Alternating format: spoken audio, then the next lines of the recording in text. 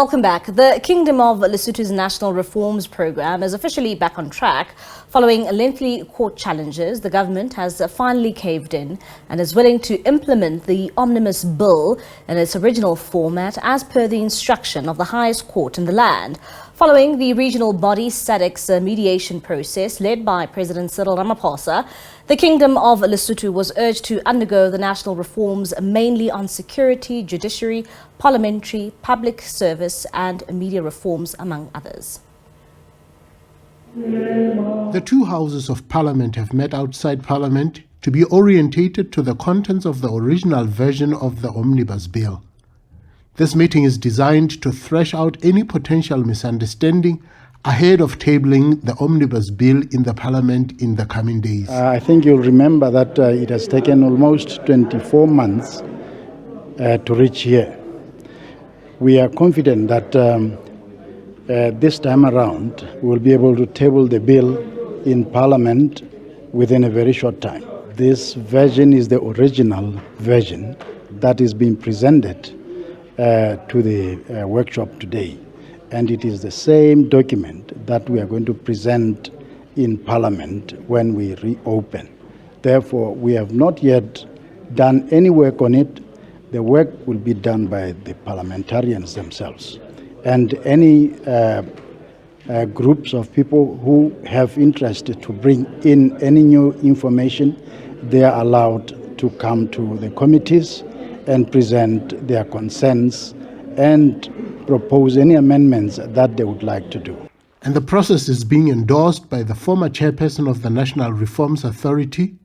He says this is a defining moment. What is more convincing to me is that, which makes me happier, is that the Honourable Minister of Justice and Law has assured us that the bill which is going to table in Parliament, it is the bill that was prepared by the National Reforms Authority. And this is one thing which makes me to be very happy. Following over a 2 years delay, the decision to revert to the original version of the Omnibus Bill is hailed as being a true reflection of the views of Basotho. It's our strong belief that the Parliament will just put a stamp because what the content that is contained in the in this bill reflects the views of Basotho. International community, they will have to understand that reforming a country is not a child's play. And most of the countries will get to their flight coming to Lesotho and say, Lesotho, you are in this position. What have you done that moved you from this position to this one? Lesotho will become the point of study in the near future. This meeting has committed to prioritizing the tabling of the Omnibus Bill and ultimately sending it to the upper house. This process is expected to take place in a period of 6 weeks or thereabout. Rabelang Khatebe, SABC News, Masego, Lesotho. To unpack this for us, we're now joined by our reporter Rapelang Khatebe, and he is based in Maseru in Lesotho. Rapelang, thank you so much for your time this evening. Looking at this national reforms project, and now that it will be implemented, maybe just give us a bit of insight and just let us know, what does it actually mean for Lesotho?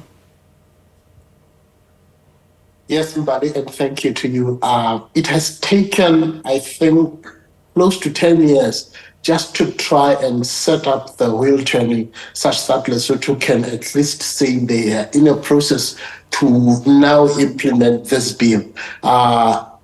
Just at a very close of the 10th Parliament, that we were convinced that the bill would pass, but then it collapsed because it was the parliament time actually cut it short. And when the new administration of the 11th parliament came into force, they wanted to pass the bill, but it was taken to court. The process took up to 2 years, challenging the decision because they said it had to be started from the scratch. So this is the point where they have gotten up. The Constitutional Court has actually said that bill needs to start from scratch in its original format, because this is where the consultations to Lesotho, they had reflected their views and said this is the one that needs to be tabulated, tabled in Parliament. And Rapelang, I mean, looking at, how long it's taken for this to be fully implemented now, and the role that President Cyril Ramaphosa had to play when he was SADC chair, maybe just take us through his role in terms of trying to fast-track this reforms, this national reforms project or program, and to officially see it now at this point. That is very true. Actually, I think we should really applaud the role that SADC played. And ultimately, it nominated President Ramaphosa to be the facilitator of the process. This is the time when he was still the deputy president. He ultimately, when he assumed the role of the premier, nominated Ndati Museveni to take over the process. But the role of South Africa in trying to assist Lesotho to this has been quite significant. And it has been very turbulent. Remember, Lesotho had actually gone through instability where 2 army commanders were killed. Lesotho had gone to elections twice in a space on one political 5 years term.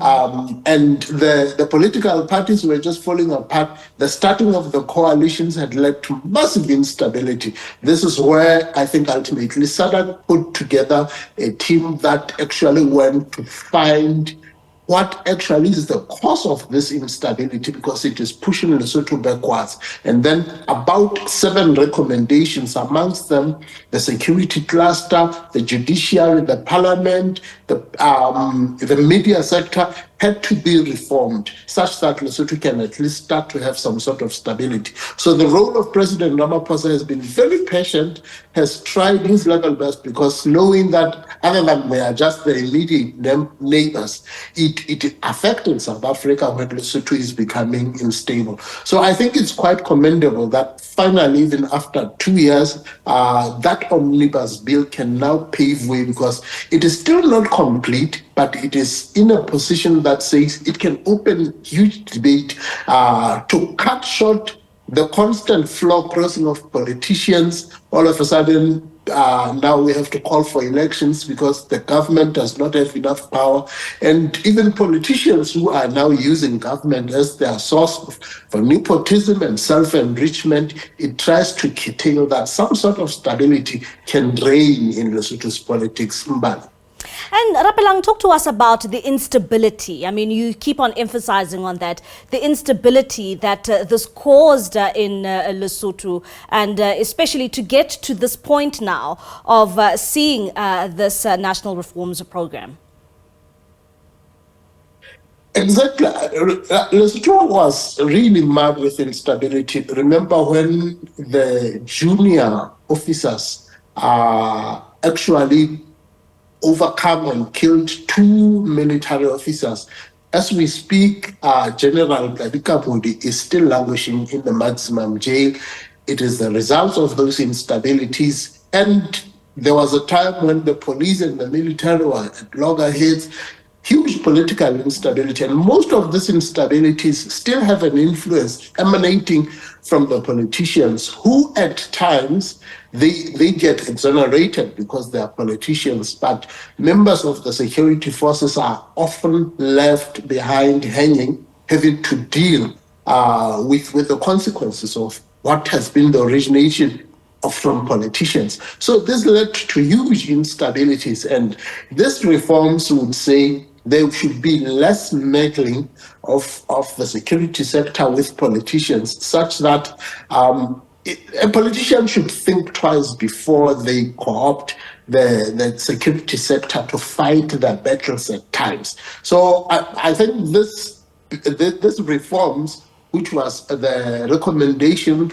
of the SADC initiative, would really come a long way to try and limit the number of floor crossing, because when one politician in parliament decides that he does not get his way, they decide to cross floor. That means it destabilizes the government. Sometimes the politicians will now find the support from the military security. This led to huge, I think, instabilities, which led to Lesotho to where it is. But these were the reforms that were meant to at least close all those gaps, such that at least one government should have a full term. If your term should be 5 years, at least there should be minimal limitations, because you can only do floor crossing twice in a term of parliament.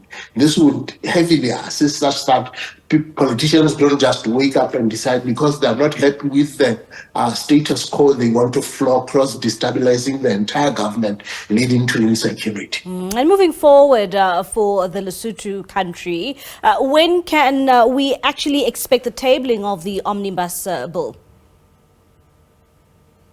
By the look of things, I think the first reading should be done in the next few coming days. But speaking deeper to the Minister of Justice there, he said the whole process should take up to 6 weeks, because it still needs to run its course in the National Assembly, and then it needs to go to the upper house, which is where the senators will also look at it. Ultimately, it will now then go to the king for the final assent.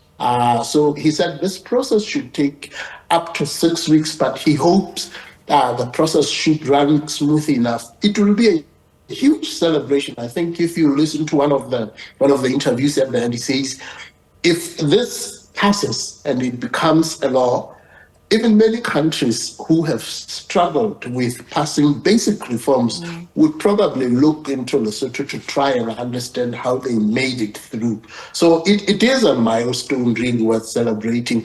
That is, if this process is not interrupted, is not disturbed, and can actually go through its terms and actually become a law. Well, Rapelang, we are really hoping that it doesn't become interrupted. I mean, it has been a long road that the Lesotho people have traveled to get to this point. That is our reporter, Rapelang Khatebe, in Maseru in Lesotho, giving us there an update and an in-depth analysis when it comes to the National Reforms Program of Lesotho.